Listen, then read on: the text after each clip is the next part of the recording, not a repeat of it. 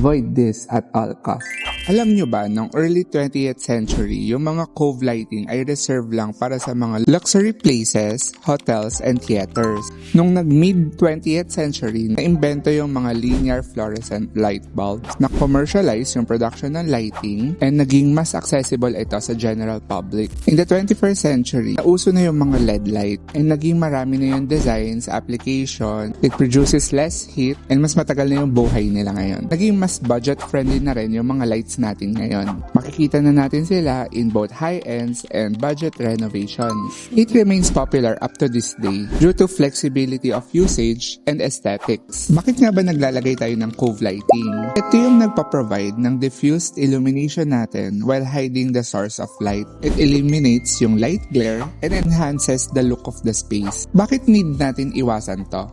First, hindi nagmamatch yung cove light natin dun sa kasama niya sa ceiling. Remember natin na ang main purpose ng cove lighting is to reflect or bounce yung light from the cove mismo para magkaroon tayo ng soft ambient lighting and magkaroon din tayo ng cozy feel sa house natin. If ginawa nating dark material, yung pagbabouncean ng light natin sa ceiling, like katulad ng mga PVC ceiling panel na naka-wood design tapos dark pa siya, nadidefeat yung purpose na kailangan natin mag-cove light. Hindi siya nakakapag-function ng supposed function niya. Pero may instances na ginagawa natin to kasi gusto natin i-highlight yung material sa ceiling.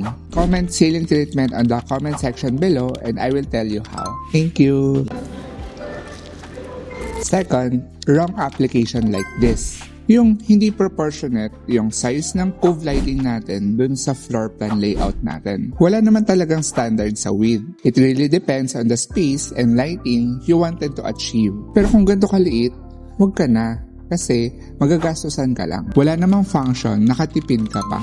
Third is yung wrong placement of light. Minsan, mali yung location ng light and nagiging sharp yung buga ng light, which is not good. Instead na i-bounce off niya yung light sa ceiling, na-stock up siya sa ceiling kaya in the end, hindi din maganda yung look niya. Nawawala ng function. Another is masyado namang malapit sa ceiling yung ilaw niya, kaya nakikita yung mga imperfection and waviness sa ceiling. Fourth is the wrong kind of light. Minsan, mahina yung buga ng cove lighting natin. Kung nangyayari, nawawalan din ng function. Minsan naman, maputla yung pagka-warm color ng cove light. Kaya ganito yung nagiging itsura. Which for me, hindi naman maganda tignan. May iba pa nga, ganito yung nagiging itsura. Parang nagiging butlig-butlig yung kinakalabasan ng cove light nila. Comment cove light on the comments below section para isend ko sa inyo kung ano yung ginagamit namin and nire-recommend namin with our clients. Maganda naman talaga mag-apply ng cove lighting. Apply lang natin ng maayos ito and pag-isipan natin kung kailangan ba talaga natin or hindi. Ipaplan natin if yung space is bagay na may cove light or wala.